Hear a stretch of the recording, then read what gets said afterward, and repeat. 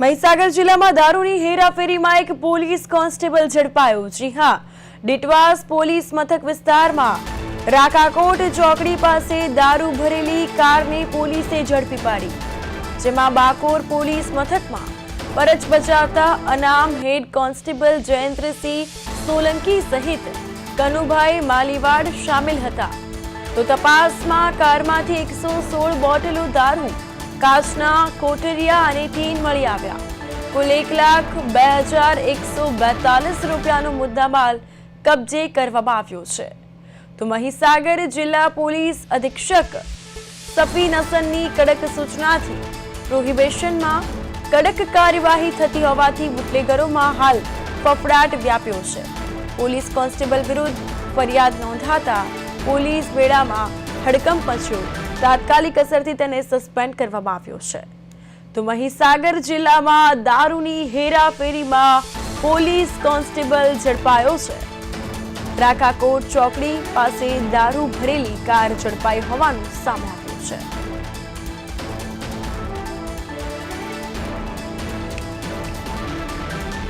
તો કનુભાઈ માલીવાડ અને કોન્સ્ટેબલ જયેન્દ્રસિંહ વિરુદ્ધ પણ ફરિયાદ નોંધાઈ છે। 1,22,142 રૂપિયાનો મુદ્દામાલ જપ્ત કરાયો છે। કોન્સ્ટેબલને તાત્કાલિક સસ્પેન્ડ કરવામાં આવ્યા છે। રાકાકોટ ચોકડી પાસે કારમાં તપાસ કરતા દારૂ મળી આવ્યો હોવાની વિગતો પ્રાપ્ત થઈ છે। 1,22,142 રૂપિયાનો મુદ્દામાલ પણ કબજે કરાયો છે અને તાત્કાલિક પોલીસ કોન્સ્ટેબલને સસ્પેન્ડ પણ કરવામાં આવ્યા છે।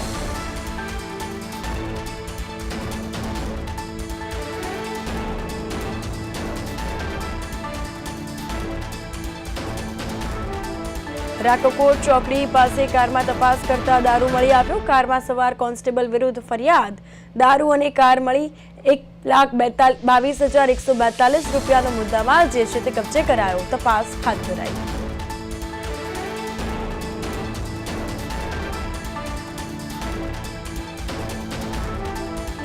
સાથે વધુ માહિતી માટે મહીસાગરથી અમારા સંવાદદાતા પ્રિતેશ ફોન લાઈન પર જોડાઈ ગયા છે। પ્રિતેશ, પોલીસ કોન્સ્ટેબલ જે દારૂની હેરાફેરીમાં ઝડપાયા છે, દારૂની હેરાફેરીમાં પોલીસ કોન્સ્ટેબલ ઝડપાતા હાલ પોલીસ બેડામાં પણ હડકંપ મચ્યો છે। શું છે વધુ અપડેટ્સ?